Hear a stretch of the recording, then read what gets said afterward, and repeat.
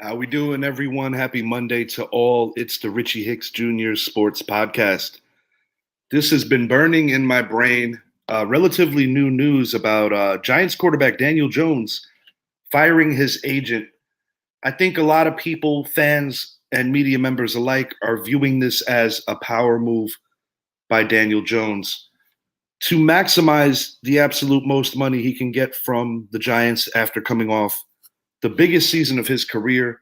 Some circles are calling for an expectation of a yearly salary of $45 million, which I'm sure has a lot of Giant fans concerned, blue in the face, no pun intended, because of the fact that the New York Giants are also in the process of trying to figure out how to keep their safety Julian Love and, more importantly, their running back and franchise cornerstone since his draft, Mr. Saquon Barkley, number 26. New news here. I see a lot of Giant fans today worried about this. As I said, he fired his agent. The free agency period starts in a month, and some 45 mil. I guess the question I'm asking, and this is geared and specific to my fellow Giant fans, is this too much? I personally think it is. While I definitely believe in DJ ceiling being rather high, and while I know that this is a team that is still filling out the roster around him, and it is a quarterback-driven league, so you're always in a better position to go with what you got, I do believe that there's going to have to be some reasonability and coming along to just making a better deal in order to keep more players on the team. Daniel Jones had 3 very rough years in New York with a litany of different coaches and coordinators before finding the stability with Brian Daboll, with Mike Kafka, with GM Joe Shane. He had the best season of his career. He had a huge playoff win. He made NFL history in his wildcard playoff win. But to answer my opinion on this matter, I think 4 years is definitely the sweet spot in terms of years played on the contract, years offered.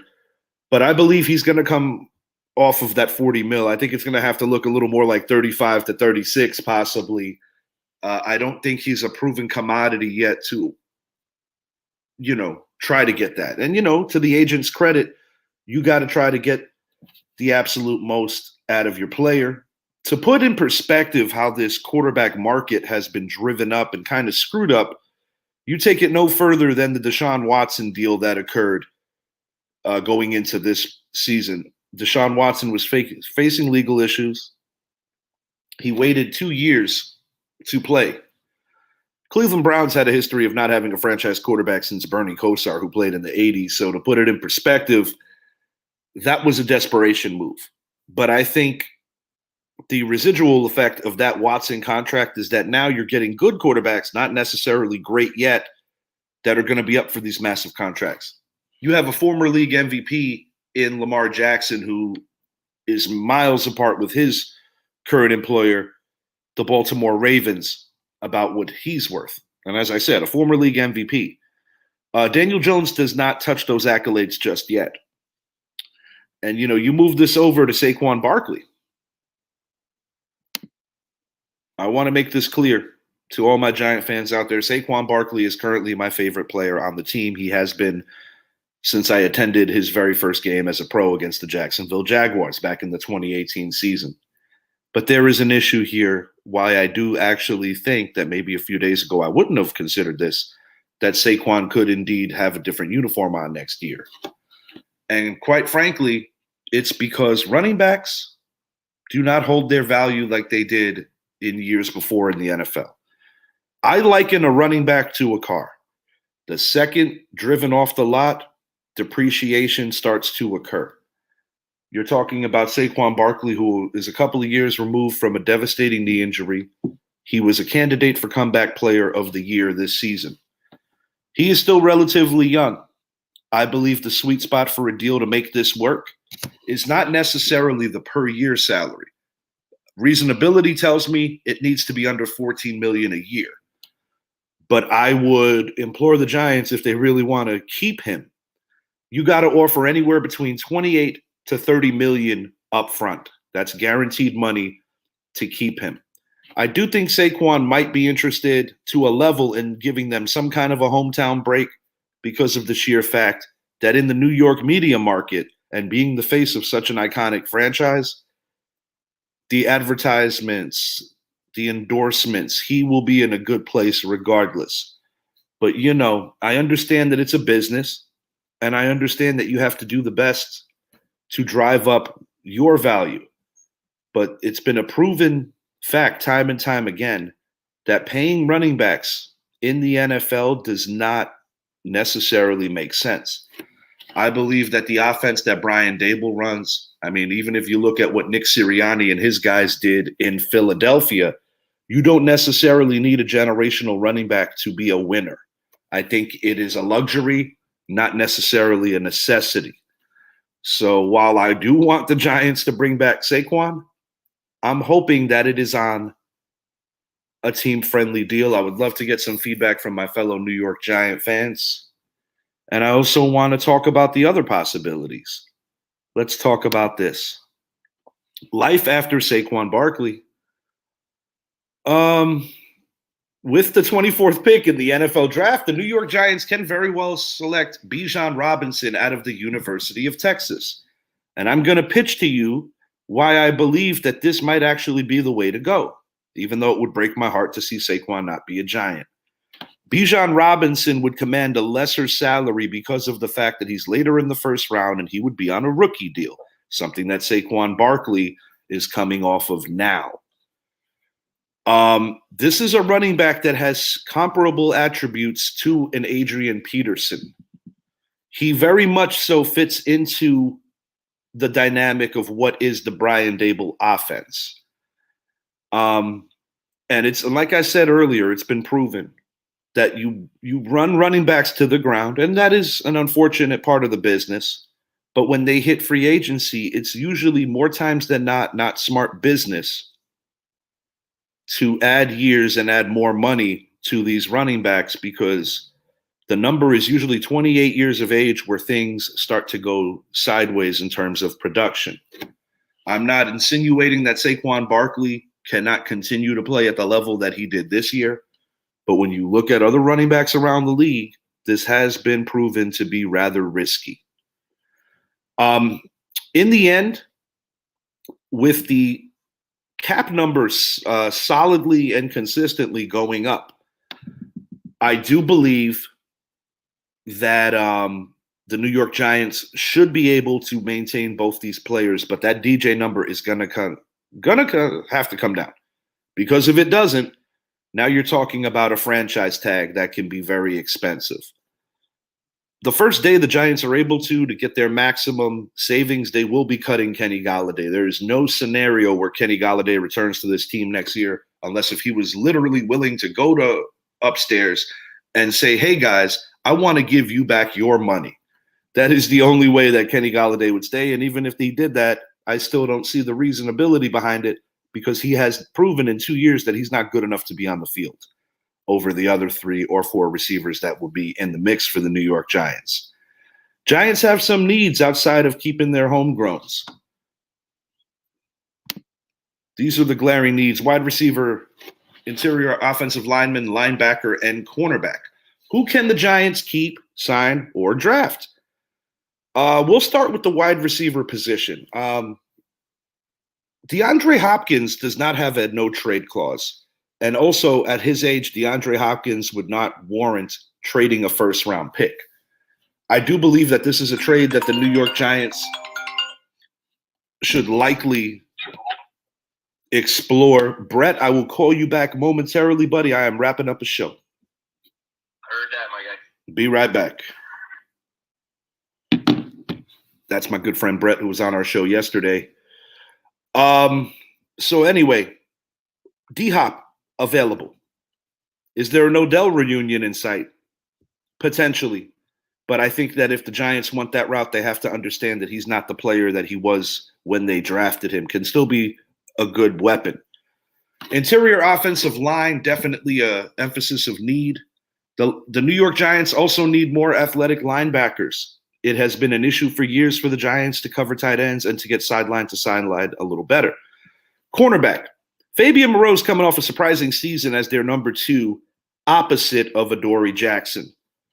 But with what I was alluding to here with DJ and Saquon, running back and quarterback respectively, the Giants are trying to figure out how to keep these guys, there will be casualties elsewhere. My gut tells me that Fabian Moreau may very well hit free agency because the Giants would be in a position where they have to prioritize either Julian Love, their safety, or Fabian Moreau.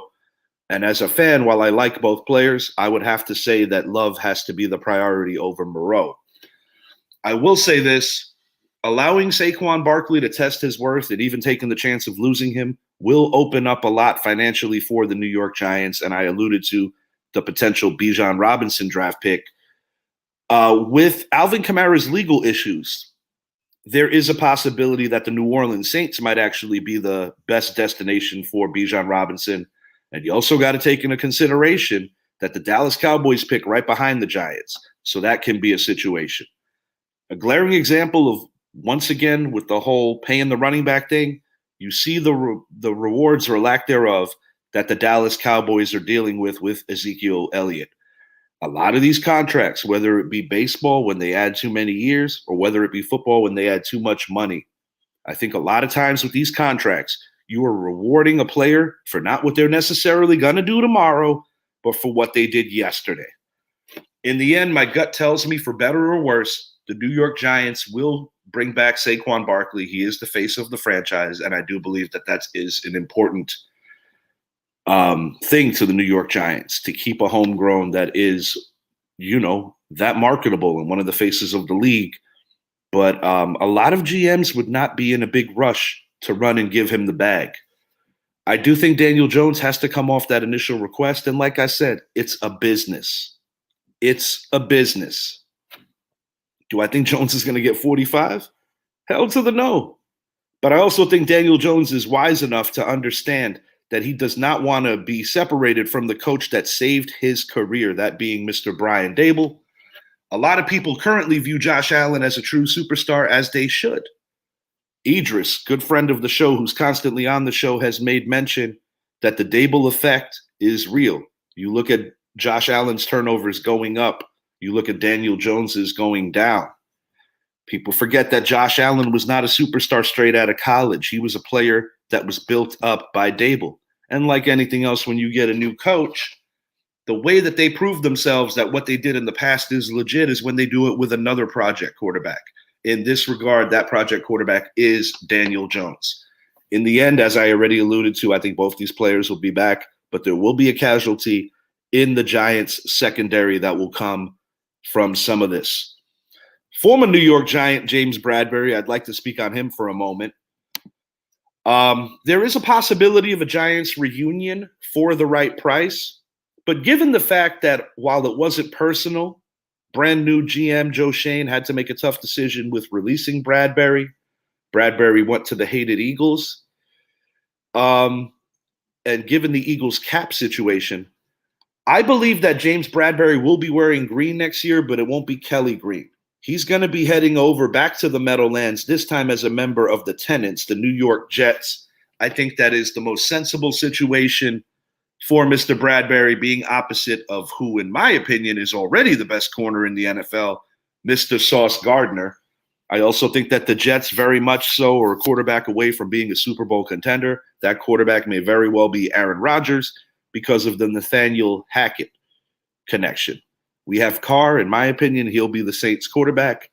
Jimmy Garoppolo, not quite sure where he's going to land. Tampa does seem to be sensible. There were other teams in play. And I mean, not to be funny, but if DJ gets a little too crazy and drives this price up, Garoppolo could be a Band-Aid for the New York Giants for a short period of time. The man does win games, but that's not going to happen. People are freaking out right now, but what they fail to realize is that the Giants will be able to manipulate the cap to keep the two players that they want to keep above all else. It's a quarterback-driven league, and I do think that keeping Jones is actually more important than keeping Barkley for that simple reason. This is not the age of the NFL where you're beating teams with guys running the ball 30 times a game. This is not the 80s. This is not the 90s. This is not the Rodney Hampton, Otis Anderson era. Good friend of our show and a giant super fan, Quinton Moore, a.k.a. The Mask. We speak often about these matters, and we both say how we miss the three-headed monster of what the New York Giants did during their 2000s runs. When I look at what the Philadelphia Eagles, our most hated rival, did this particular year, they got it done with multiple running backs. And when you look at who those guys are, no knock on Miles Sanders, but Miles Sanders is not great, but he works great into that system. And whether it's Pee Wee football, high school football, college football, Canadian football, NFL football, wherever you go, the strength of your offensive line will always dictate your ability to run the ball. You have generational talents like a Barry Sanders. You have certain guys that no matter who's in front of them will make it work. And yes, Saquon Barkley is elusive, similar to a Christian McCaffrey that is one of those generational guys that I will admit, I don't want to lose him. But one thing that I will explain to all my fellow Giant fans, and something that I think at our core most of us agree on, we don't worship the player. We worship the logo. Until next time, I am Richie, and I appreciate you letting me spit some of my fire about what's going on right now with the New York Football Giants, with the free agency period around the corner, and with the futures of Saquon Barkley and Daniel Jones. My take is they will both be back. I just hope that the Giants do it responsibly, where they're not beating themselves up for overpaying. Last time this New York Giants team overpaid was 2016. It reaped instant results with a bad after effect. And that was after the boat trip, and we know all the rest of it. But the page has turned. The Giants have broken that curse after winning in Minnesota, a 13-win Minnesota Vikings team. And the future is looking bright. Joe Shane, Brian Dable, John Mara, handle this the right way. Greatness is predicated on patience, not doing things in a rush. Until next time, I am out, and go Giants.